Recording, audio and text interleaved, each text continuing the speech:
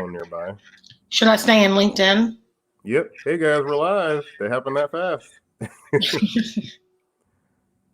Everybody for the replay, I want to say thank you for joining us on the replay. I know everybody gets busy and they can't catch it live, but for our live watchers, truly appreciate it. I'm here with Miss Michelle Taylor Willis on another edition of Business of Benefits. We're both in the Georgia area. I'm over in Cobb County. You're in Atlanta proper? That's right. Yep. Okay. Been here your whole life? No. I am not a Georgia peach. Yeah. Atlanta's great, but I can't claim it as home. I'm from Florida, born and raised in Duval County. So I'm sure everybody knows what Duval is. Right. And the reason I wanted to kind of do this, I try to, talk to people that have a interesting background or been doing a lot of good things. And I noticed on LinkedIn, you have a ton of accolades. So for the people kind of jumping in here that don't know who you are, kind of give a little commercial about, where you started to how you are now. Got it. So right now, I own two companies. I'm going to work my way backwards. I'm a reverse engineer, if you will. I love it. So right now, I own two companies. I own Ganyo Media, which houses a luxury lifestyle magazine here in Atlanta. Okay. Also a radio station, mixxx106radio.com. And I have a show on that station called According to Michelle. I know that's a ingenious title, right? It took a lot for me to come up with that. Right. And then I do billboard leases and rentals and stuff like that as well under my media company. I also do some on-camera advertising things for my clients only. Mm-hmm. And then I own MTW Enterprises, which is a business empowerment company. Okay. And under that brand, really, it's about empowering people to empower people. And everything I do under that brand really is finding ways to make sure that people have what they need in business or otherwise, so that they can go off and be empowering to other people. So I'm a motivational speaker. I'm a business speaker. I speak a lot to entrepreneurs or executives in leadership. I speak on topics such as significance versus success, the power of your mind, working in the middle with entrepreneurs, casting vision and creating like this vision mindset. I also fashioned under the MTW brand, I fashioned this conference called the Moms All In Conference, which is built. Yeah, it's a really cool deal. We're in our third year of that.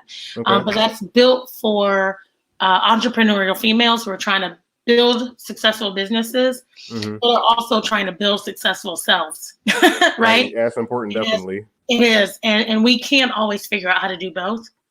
So one side of the scale or the other is usually kind of missing, right? We have great business and we are, overweight and tired and don't spend enough time with our kids, right? Mm-hmm. Or we're in great shape and everything's awesome, but the business isn't quite where we want it to be. So we teach people how to be able to do both.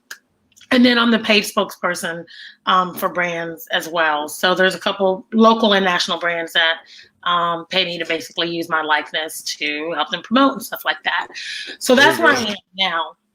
And if we back up from that, right? I'm born and bred as an entrepreneur. So I've always had entrepreneurial enterprises.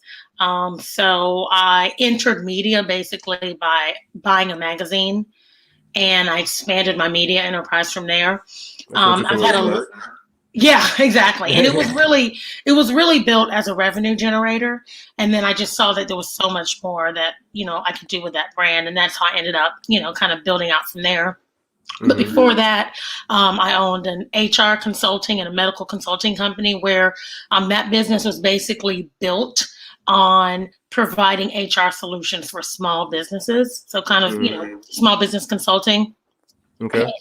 And I had a lot of experience dealing with physicians and practices because that was my sales job before that. And so we kind of broadened the company and made it into a medical consulting company. So there's several practices around Florida, Georgia, South Carolina, North Carolina, Alabama, where my firm either built the practice start to finish, or we consulted on the practice and different pieces of the practice, did their contract negotiations, any of that. Before that, like I said, what launched me into that was I was a sales rep. I sold drugs, legal drugs. Well, we got to back up. Yeah, you can't just say it that way. I can't just say I sold drugs. I sold drugs. No. And I was so good at it. I was just so good at it. Yeah, I was a pharmaceutical sales rep, and then I was a medical device rep. And through that, I just established a lot of relationships, key business relationships with a lot of physicians. And I started studying how to run medical practices as businesses, not just as clinical, right? These clinical entities, because doctors aren't trained at learning how to run a business. They're trained on how to think algorithmically and how they treat and diagnose patients, but no one's teaching them about business plans and pro formas and things like that. So I learned that as a business, and then, so that's how we got into medical consulting. And before that, I was always in sales. Right out of college, I was a salesperson. I mean, I've sold everything, literally. Everything from plumbing to appliances, the fiber for telephone systems, PBXs, internet, data. You did all of it. Yeah, I saw you got quite a resume. And I want you to know, when I'm looking down, I'm not ignoring you. I'm checking the comments real quick to kind of no problem to the comments. Yeah, it's okay. Say Miss Misha says she's a watcher later, so thanks for jumping in. Chantel Bryant, she said amazing through your comments. Donovan, good friend of mine, said awesome. Simone Woods also said love it. So I just want to make sure the people in the comments know we're seeing them. Awesome. We see you. We see you. Was sales your first choice, or did it just kind of happen? I started selling insurance when I was 15. Okay. And it just kind of happened. I mean, I was dating a guy at the time whose mom owned an insurance agency. And I worked in her agency. And that was my first sales job. I was literally 15, and I just did cold calls. So awesome. Yeah, I mean, so when people say they don't like cold calling, I'm like, you don't know cold calling. I was on the phone from 7 to 9, on Tuesdays and Thursdays, calling adults, trying to get them to set up appointments for their insurance needs. And I set up more appointments than some of the other, agents in training, basically. And I remember I would get paid in Victoria's Secret apparel, not like the risque, but back then, Victoria's Secret had tons of really cool clothes and stuff like that. Yeah, clothes. And so the agent would pay me. She'd give me, cash, but then she'd be like, if you can get a bonus and you can order anything you want out of the clothes section of Victoria's Secret. And I'm like, yes, winning. That's awesome. Yeah. And so, from there, it really was just. I was 15. I just always was in sales, and entrepreneurship is a thing for me because both sides of my family, it's entrepreneurs 2-3 generations back on both sides. So, my mom, my great grandfather and great grandmother, my grandmother and great grandmother, my mom and my dad, everybody is an entrepreneur. So I just can't get away from it. Well, that explains your resume being so extensive, and want to give a shout out to the ladies of AKA. That's right. You represent them well. Cap out the side for me, so we got to represent us. Oh, good stuff. AKA, right? Yep, both the Kappas of the bunch. That's right. Alphas don't like to hear us say that, but you're right. My roommate was an alpha in college, so he didn't like hearing that either. But it's interesting you mentioned that they have in the background of entrepreneurship in the family. I think that a lot of people. They hear that and think that it's just kind of easy just to go start a business. But I realized in me doing this for a while that I noticed a lot of people don't like the boring part of business. So how did you go from the fun, exciting stuff of getting the Victoria's Secret into the more boring, mundane part of business? Well, you know what? The excitement is kind of like being in a new relationship sometimes, right? The honeymoon phase is over pretty quickly if you do business right. And what I mean by that, I don't mean it can never be exciting, but there's stuff that you have to sit down at your computer or at a pen and pad and do. There's just no getting around it. And the failure rate is so high for entrepreneurs, right? And especially, unfortunately, Black entrepreneurs. But a lot of the reasons business fail is because it's not because the idea is bad, it's because the execution is bad. And the execution starts with what happens before you start the business, right? And so there's got to be a business plan. There's got to be budgets. There's got to be pro formas. There's got to be visions and missions and these avatars. Although the avatar is actually kind of exciting to build, right? Who's going to be here? Who's going to buy from you? But I call that the middle, right? The middle is all the things in business that we typically don't want to do, that we have to do in order to make the business successful. And I mean, it's just, there's no way around it. Yeah. Right. And so if you don't do it, the chances of your business failing are so much higher. Right. Mm-hmm. So I spend a lot of time when I do one-on-one consulting, which I do. I don't advertise it a lot. Mm-hmm. But when people reach out to me and they have expressed true interest and engagement and wanting to do that, those are the things we spend time on. My strategy sessions are built around the vision, the mission, the business planning pieces, all those pieces of the business plan that people miss a lot. And if they don't do it, I don't work with them. That's a good criteria. I mean, that might be the reason why, I don't know if it's the Black culture specifically, but do you think that's the reason why the Black culture has a harder time of business is because of the planning element and the not sexy part behind the scenes? Do you think that's the reason why? Yeah, well, I think that there are a few reasons for this. One, I do believe in the past, resources have been scarce, right? We haven't always had the opportunity to do things that, you know, our white counterparts have been able to. So I will concede that. However, it's different. And we have a lot of great resources now, right? But let's stick with that. So that's one thing. Two, I think we have this mentality like the man is bad. Right. And we don't want to work for the man. We've seen the man, disparage our families and take advantage and do all these things. So from us, it's like, we got to build our own. We've got to have our own. We've got to create our own, which I totally agree with. And so, and then I think there's this level of excitement that we get when we feel like we have the ability to have our own. Yeah. And so we get excited about what can be. And we live in that moment. And so I think those three things are the contributing factors. Now let me speak to those one, right? We used to not have the resources, but we have the resources now. We got to take advantage of them. Every single resource we have, we got to take advantage of, like right now. Okay. We can't continue to use the excuse we don't have, because there's too many people that have done well to dispute that. Yep. The next thing is not wanting to work for the man. The man built the system, right? If you look at the Johnson & Johnsons of the world and all of these Fortune 500 companies, they've done something right to be able to build these multi-billion-dollar enterprises. And so my thought, and I get it, why some people might disagree with me, and that's fine. But my thought and my stance has always been, learn from the people who created the system. Don't try to recreate the system.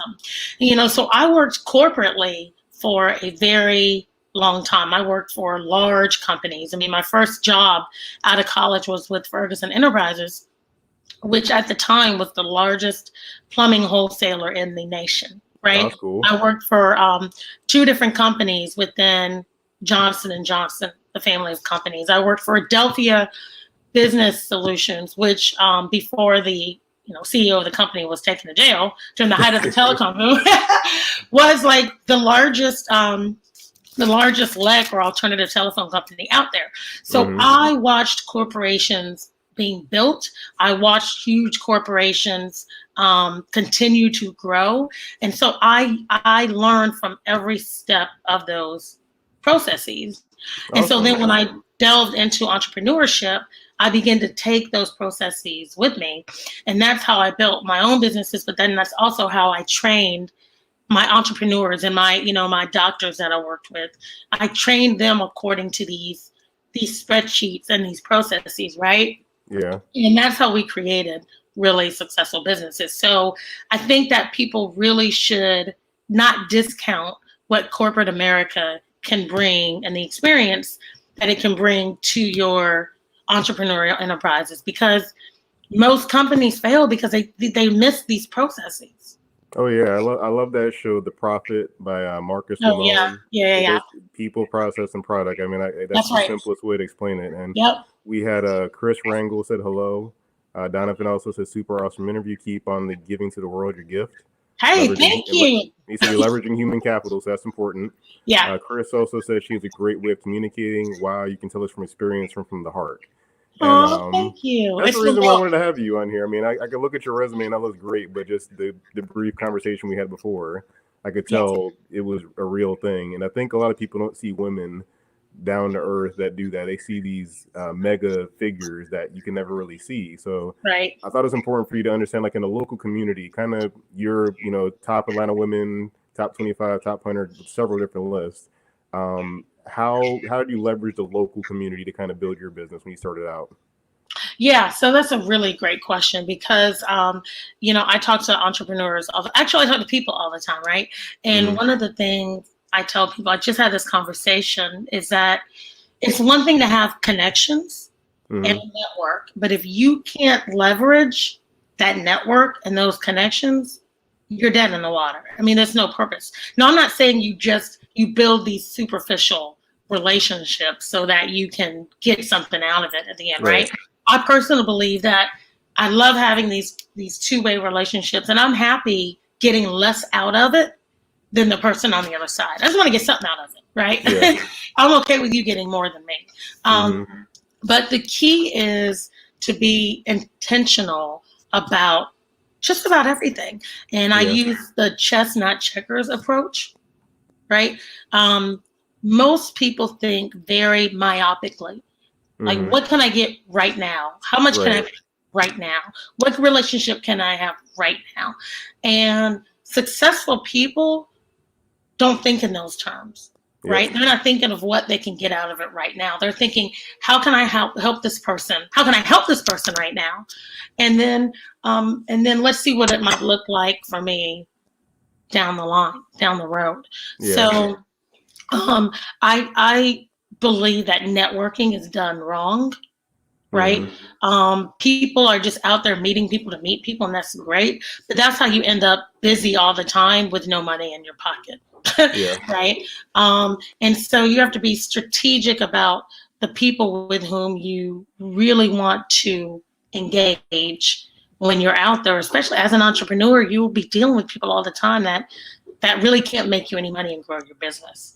So as it comes to the local community, one, I always tell people, there's so many organizations out there. You can't engage with every single organization. You run out of money and you run out of time. Yeah, definitely. So think about the business that you're in and where your potential relationships and where your potential clients and where people that you can potentially help lie, and go after those organizations, right? I know somebody that joins every club, that's a member of every group, and I remember I was saying, like, she's not in tech, right? And I'm like, you haven't joined your local chamber, but you're a member of like the National Association of Tech or something. They're like, well, so many great people in there. Yeah, but focus on your space first, right? Get in your space, own your space, and then branch out, right? If you don't have any connections where your low hanging fruit is, why are you, all the way up here trying to get fruit from the top of the tree? Does that make sense? Yeah, I think also, I mean, like you said, if you're in so many groups, you never really get to build a relationship. You're just going out passing cards and moving from group to group. I know, like for me, I'm only in a handful of groups that I regularly go to that are consistently meeting. I can definitely say I fell into the trap of connections when I first started. I would go to several groups and I'd go once and twice every once in a while. But looking back, I never made a single relationship out of those meetings. I just had a stack of cards that weren't benefiting anything. But Michelle, that sounds like work. That sounds like work making a relationship. I mean, that doesn't sound like what people want to do nowadays. So why do you think that habit still works of making relationships locally? So everybody wants to hustle, but nobody wants to work. Yeah. True. Right? I mean, everybody wants to hustle and nobody wants to work.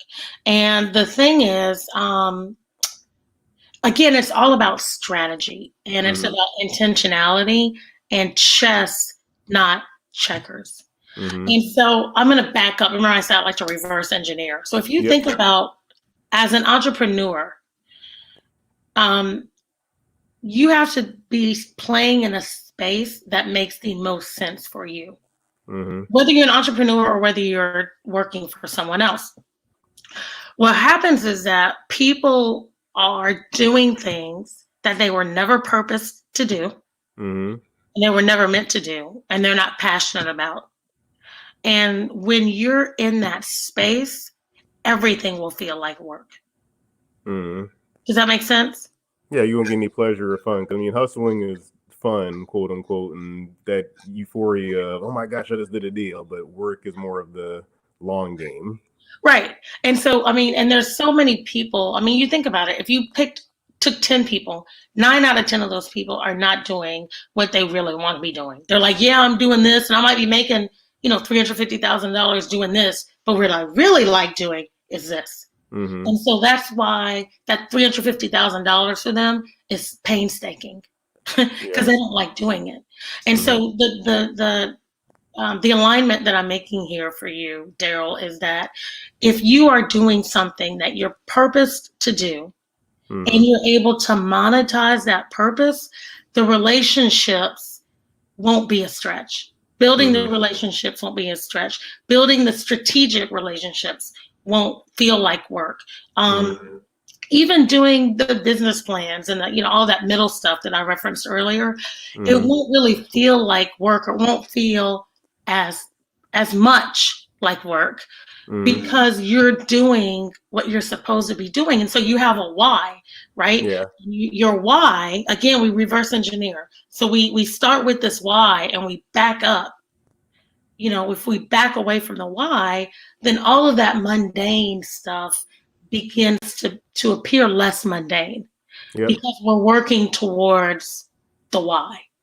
Does that make sense? I feel like I said a lot, but no, it makes sense. I mean, we was talking about that business isn't sexy. I mean, when you watch the movies, when you watch Wolf of Wall Street and stuff like that, business looks super energetic and sexy, but to me, a boring business until you is more snort sexy. too much cocaine and you can't drive your car again, right? Yeah, I like a boring business that's just mundane, that the same thing happens, because then when I leave work, I can kind of have the fun. But people don't see that. They see the get my MBA, get my degree, whatever, and I'm going to go take over corporate America and run this whole thing. But you've done Another Woman, which I want to say is very notable. I think 2020 is the year of the woman because a lot of stuff's been leading up to this. Yeah. But all before that, it wasn't really easy as a woman in business, and it's still not easy now.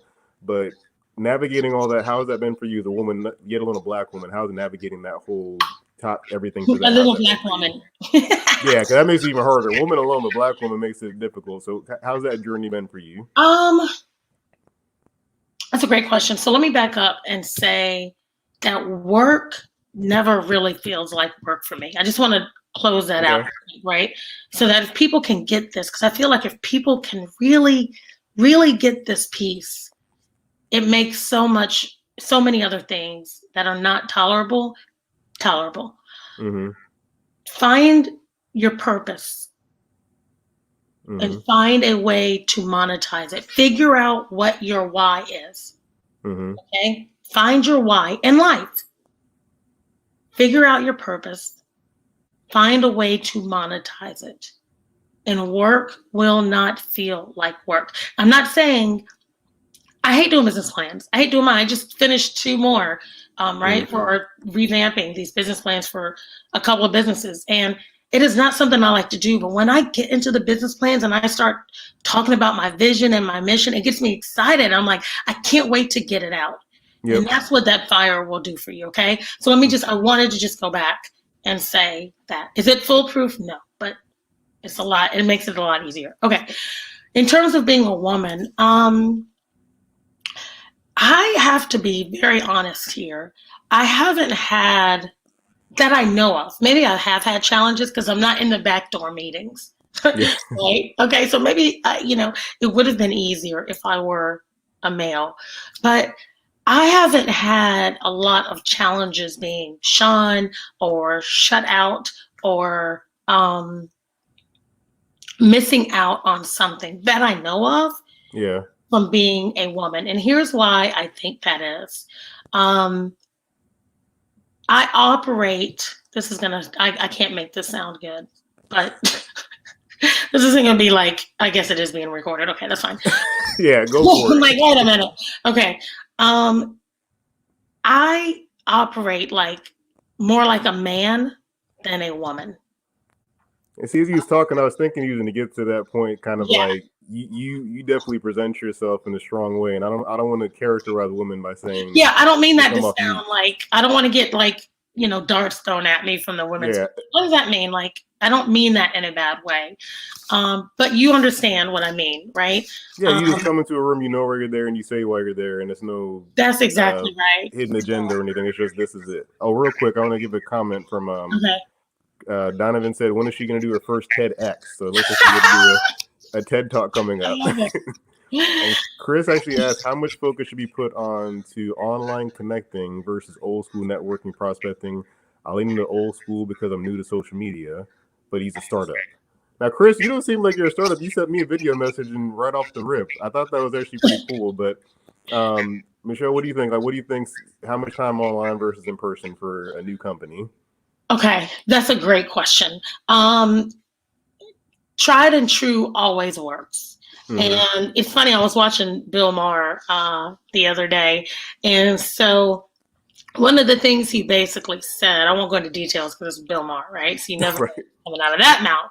Mm-hmm. But at the end of the day, what he said was, human interaction, one-on-one interaction is like the last thing we have left. He was basically talking about these people that get in relationships with they're robots or holograms. Mm-hmm. Like literally people are like marrying robots or falling in love with planes. And his whole thing was like the only thing after, we don't have politics left, right? Mm-hmm. We don't have this human decency thing left. The only thing we have left is human contact. So let's not screw that up. And I would completely agree with that. So the question, here's how I would answer that question. Nothing beats getting in a room with people that you can help fulfill their why and they can help you fulfill yours. Mm-hmm. In creating intentional, engaging relationships. There is nothing that beats that. And that's why I said networking is so key, but networking is done wrong, right? Yeah. When people go to network, I forget, did Chris ask that question? Yeah, Chris asked that. Mm-hmm. Yeah, Chris. Okay. So what happens, Chris, is that people get into these networking groups or even to a business organization and they get cards and they're like, hey, yeah, we're gonna get with you and we're gonna meet and we're gonna go to lunch and we're gonna do all this stuff and make some money. And then you leave and you never talk to the person again. Yes, that happens all the time. It happens all the time. So here's an example of the chess, not checkers approach. When you're intentional about wanting to do business with someone, when you meet them and you want to further or examine a relationship with them, you both pull out your calendars and you set appointments right then. Yep. Right then. Right? Mm-hmm. And you get it on the books. And then you go and you connect with them immediately on LinkedIn. Are you on LinkedIn? Give me your name. Let me pull that up right now. Right? Mm-hmm. Because that's the way you create relationships. Mm-hmm. And you begin to see what happens with the relationships and how they can go further.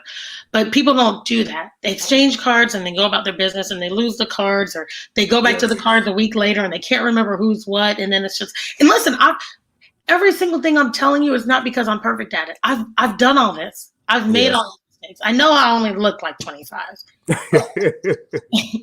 But I've been in this game a very long time. Mm-hmm. And networking is wrong. And the reason people go to socials is because it looks easy. It looks easy and it looks like you can grab those relationships up right now. I'm not discounting social media. I think it's great. And I think DMing people and reaching out to people is a great way to do business. But you've got to follow up from there. What happens when you DM somebody on Instagram? Mm-hmm. You want to get on the phone with a phone call or you want to get a meeting, right? Yeah, that's the biggest thing people don't get is that social media kind of accentuates everything else. So for me, like I hate business cards for the most part. I want to waste your money and I'm probably going to lose it, being honest about myself. So I would much rather connect with you and kind of be engaged that way. And Chris, to kind of better the social media aspect, try voice notes or the video message like you sent me. Like Chris sent me a video message saying, hey, I know someone you might want to know, da-da-da-da-da. sent the phone number, we had a conversation, we texted a little bit. So that's the right way, I think, to kind of mix old school and new school. Is it still gets that human interaction, because people, like, every single day That's I'm a great sending idea. 30 to 40 voice messages to people every single day, and it could be their birthday, they had a job change, they had an article featured on LinkedIn, and you'd be surprised how much engagement that gets, because people say, oh my God, I didn't know you could do voice notes in LinkedIn, or thank you for doing that, or you took the time to do that. So if you're an introvert and you're like, social media is a good thing for you, just use the power of the video and the audio just to humanize it.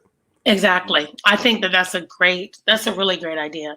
I just hate for people. I don't want people to lose the truth, like that. The organic stuff really works when it's done well, and follow up is key. That's so big. Follow up is huge. I mean, you can't just walk. If you build it, they will not come. Right. It's just in the movies, friends. Right. You got to go get them. And you can follow. Think about when people send you emails, you're busy, right? Yep. You might really want to do it, but it might take them 5, 6, 7 times to get you. And on that 7th time, you're like, oh, yes, I'm so glad you followed up with me because I want to do this. Yep. That happens, right? It's not that people don't want to do business with you. It's just that they're freaking busy. Yeah, I usually tell a lot of people, like, silence isn't rejection when you're prospecting or new business development, whatever you call it. I don't take silence as rejection. I take it as you weren't ready at that time. That's right. Yeah. Yeah. And sometimes I will say no, like, no, I just can't. Give me 6 months. Right. But the follow up is key. And let me tell you a big, to go back to your question that you asked about how, how I've been able to manage as a woman. Mm-hmm. And I said I act like a man, and what I really mean by that is that there's a confidence that you carry around with you all the time, man, woman, whatever. Yep. You either have a lot of confidence or you have very low amount of confidence, and or you can be somewhere in between. Okay, if you carry around a low amount of confidence or somewhere in between, you automatically are losing. Because the world is waiting literally to chew you up and spit you out, especially if you're an entrepreneur and especially if you're playing in a space that is competitive, right? Like if you don't have a novel idea, you're trying to make something better.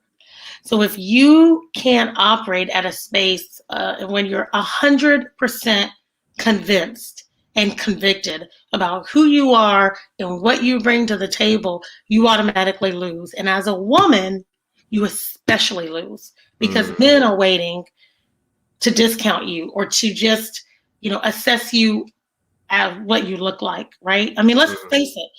We look at looks and people who, I'm not saying like you have to be beautiful, but I mean, if you carry yourself in a certain way, if you always look nice and you're always kind of together, people are going to go to you first, as opposed to someone who always looks disheveled or their bag is, papers are all out of their bag and, their hair is like in 15 different directions, Right. I mean, it just is what it is. There's not, and so if you can keep those basic things together and if you can communicate like what you're talking about, not like what you think you know what you're talking about. And if you can back that up, right, with experience and knowledge, then you absolutely are winning. And that's how I've been able to do it, really. I mean, I tell myself every day my 50% is better than anybody else's 100%. And I'm the best I do. I'm the best at what I do. Nobody does what I do better than me. And when I am one-on-one with my clients or when I'm speaking to a large audience, that's what I tell people. You got to tell yourself you're the best at what you do, whether you believe it or not, because guess what? If you say that to yourself every day for a year, at some point, you'll start believing that shit. No, you're right. I know I did that when I first started my business. I was going on appointments, not having anything. Everything was a cold call. And on the way to every meeting, I would say, I'm the best. This is going to make sense to them. They're going to understand what I have to say. It's going to help them out. I would say that every single time before every meeting I had my first 2 years of my business. And I could definitely say I drank the Kool-Aid and started believing that too. And we had some comments. Kool-Aid, right? Yeah, we had Dr. Carla Maria Jones said Team Live. Thanks, Doctor, for joining us for that. Thanks for coming. Thanks for dialing in. Yep, Simone said very good points. Chris said, got it. That sounds like a great idea, mixing the old school and new school. Thank you very much, both. Donovan has an invite for you. So Donovan I met at LinkedIn. Hey, Donovan, let's keep this professional, all right? I met Donovan at a local LinkedIn in person. Have you done one of those before, Michelle? You know, I have not. I saw one that happened towards the end of the year last year in Atlanta, and I actually reached out to the woman. I think that was helping. Suzanne Spainer? Maybe that's her. Yeah. And I was like, how do we do this? Because it looked like there was a great response. That's where I met Donovan, actually. I would say that event made the biggest jump in my LinkedIn utilization. I met Shanae Murray. You've probably seen Shanae Murray all the time on LinkedIn. I got to meet her and Courtney Harris. Oh, yeah. So I met to meet them finally in person. We've been cyber buddies for a long time, but that was our in-person meeting. So Donovan said, please invite her to the next LinkedIn Meet ATL. She needs to be on stage, make it happen. So I've been challenged to get you on stage for this. I like the way you think, Donovan. Yes, make it happen. He put you in touch with my booking people. Yes, Donovan, we're gonna get you in touch with her assistant. And Wendy, hey Wendy, if you guys don't know Wendy Lane, she does the sexy chef on LinkedIn. I'll be interviewing her in about a week and a half soon. So she does a very interesting personal branding. Oh, she said, I agree. Does she cook? I heard chef. She's a great cook. Yeah, she's awesome. A great cook. Me love food, Wendy. Me love food. She said, I agree. The expression "fake it till you make it" holds merit. It really does. Now, here's a good AKA thing for you, Michelle. How should someone that is 49 years of old that is interested in becoming an AKA, what is the best course of action to accomplish that? That's great. Okay. So for 49 years old, wow. Okay. So the first thing is research. I always tell people research everything, do your due diligence, and make sure that this is the right fit for you. AKAs, we're built on service to all mankind. That's our thing. And there are people that join that don't like doing community service. I'm like, that's kind of our deal, right? Mm-hmm. So research and make sure that this is absolutely what you want to do, and it's the commitment. I'm assuming you've probably done that, but just FYI. Yeah. The second thing is, again, it's a friend of hers, not her. This is Simone's friend. This isn't her. Asking for a friend, Simone. Asking for a friend. That's one of the rules, right? When I pledged in college, and so when we were in school, they told us, like, don't tell anybody you want to pledge. Just like, be very secretive about it. And so she's not 49, so I know it's not her. So. So the other thing is, so we talked earlier about these intentional relationships, right? Chestnut checkers.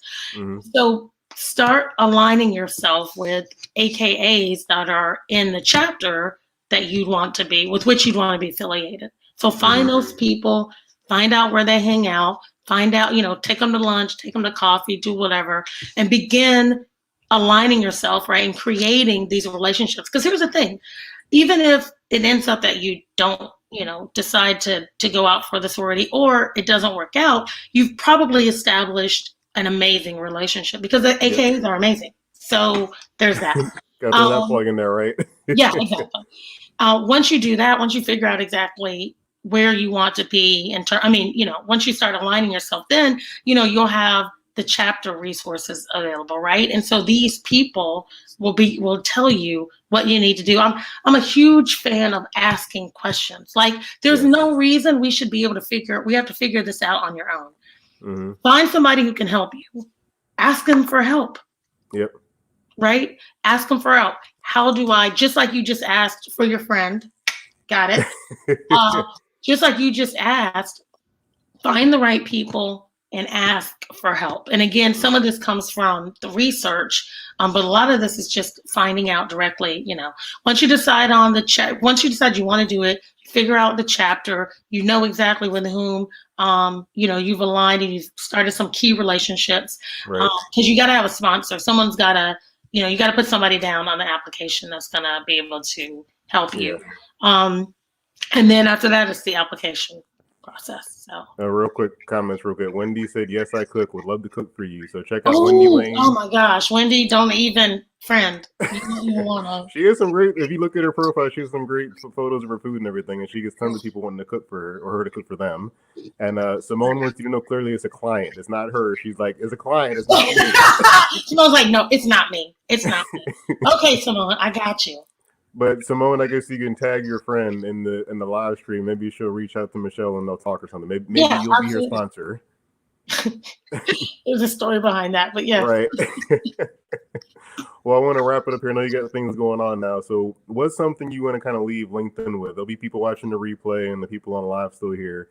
What are some things you want to leave the LinkedIn role with? All right, so let's start. One of these is the life lesson. Okay. Mm-hmm. The life lesson is you have to be confident Mm-hmm. about who you are, what you bring to the table, your value, all of those things. That's the life lesson. Okay. Whether you're an entrepreneur, you're an executive, you're working at, you're a general manager at a retail store, it doesn't matter. Mm-hmm. Everything starts and stops with confidence. And if you don't believe you are the best at what you do, nobody else will either. Yep. Period. Point blank. Now, that fake it till you make it is a thing, right? I mean, not necessarily on your experience and all that. Like if you say you've done something, you need to be able to prove you can do it, right? Right. But just in terms of confidence, I love that. I think Wendy mentioned that is that, yeah, I mean, you gotta believe you're the best, even when you don't believe you are. Yeah. And this comes from positive affirmations. This comes from, my son is 21 and he's at Georgia State. And so he's at home while he's going to college. And so you had him when you were 5 then? I had him when I was 3. It was like a novel, like a marvel of science. People couldn't believe it. They're like, she's 3, she's pregnant. It was insane. I mean, like I flashed all the I can't even get that out without laughing. But yeah, and so, but my son is awesome at this. He wakes up every morning when I'm like down and he's getting ready for class. He's got Les Brown playing and all of these these YouTube videos about, and it's like, I don't even have to ask what it is. It's just about, you're the one that can make you're doing this and you're doing that. And he's just he listens to it every morning. I mean, that's awesome. It's insane what he has been able to do. And so he's going to be a great person. I mean, he's just 21, you said, right? He's 21. Yeah, he just turned. He's a great path. I wish I was doing that when I was 21. Yeah, he's been doing it since he was like 13. I'm not even kidding. I wish. And he knows these words of these videos by heart. Oh, he can recite them by heart. So my point is, so to answer that question on a very broad, you got to be confident and you got to tell yourself what you are before you are there. If you want to leave legacy, I'm leaving a legacy. I used to tell myself I owned a media company. I said it for years. When I bought the magazine, before I transitioned it to media, it was publishing. And I would say, I own a media company. People pay me to speak. People want to hear me speak. People love to hear me speak. I speak all over the world. And I own a media company now. So this confidence is a thing. And I'm passionate about it, as you can tell. And I speak about it a lot. In terms of business, the biggest key, here's the takeaway. And I can tell you because I've made these mistakes. And I still make some of them now, right? You have to be prepared in business before you open the business. Yeah. Can you throw something on the wall and see what sticks? You absolutely can. And have people been successful doing that? Yes. But it's few and far between. And it's outliers. They're outliers, and most of them aren't Black. You know what I mean? They have other things on their side. And my point is, we have to do a better job. Everybody, Black, brown, white, of preparing to be in business before you get in business. And that means having six months of opening capital available, having 6 months of operating capital in savings, right? That means having a business plan before you go. That means having a why you're in business. That means having a vision and a mission and knowing all these things you play for before you open your doors. That's the biggest thing, like planning. If you haven't started a business yet, please do that. Find somebody that can help you do it. There's tons of research for that now. It's crazy. And if you're already in business and you don't have these things available, call me. Let me help you get these things in line. But even if you don't call me, just go back. it's never too late to start a business plan, right? Yeah. It's never too late to start, to start planning. It's never too late to start saving. Yeah, true. You People listen know? to the timeline. Wait, real quick, before we get out of here, we had 2 good comments I want to share with, or 3. Whitney Napoleon said, tune in later. I have to watch the replay. Thanks, Whitney. Get that replay. Simone said, do you read a lot of books? How often do you read? I know for me it's constant, but I want to hear from you. Yeah, I read a lot, but it goes in stages. So like honestly, I might not read a book for like 6 weeks. And then I'll get like 3 books and read them in like, 2 weeks. Right. And then I might not go. I live on this roller coaster ride, which is not good. I speak consistency, but I don't always practice it as You're well. human. Yeah, stuff happens. I'm human. Yeah. But I read a lot of books, and I also listen to a lot of books. So I have like Audible. But I'm a huge. I like reading fiction books. Right. I love reading fiction because fiction gives us opportunities to dream. That's a good point. Imagination. Yeah. Imagination. So like I have so much imagination because as a kid I was reading like all of these. I used to read Harlequin romances, which probably wasn't the best thing I should have been reading because I was like, oh, love is beautiful all the time. But I read, everything from Outliers, right? Books like that. I read motivate. I love Malcolm Gladwell. Motivational books. I read sales books. I read books on speaking. I read books on stuff that doesn't even matter, like biology. I'm like, let me figure out how plants really grow. It helps you in some regard. And then also Donovan said, please also invite her son to the LinkedIn meetup. That's actually a good idea. Have you ever seen Joy McAdams? Joy McAdams is a part of MedSnake Media with Shanae and Courtney, and she had her son at the LinkedIn Meetup event for photography. Oh, that's what my son does. He owns his own video production company, photography and video. Okay, look up Joy McAdams when we get done, and you can message her.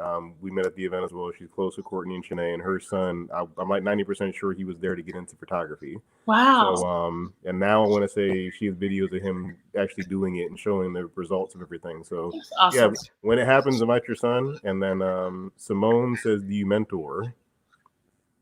I do. I don't do as much pro bono mentoring now, and here's why.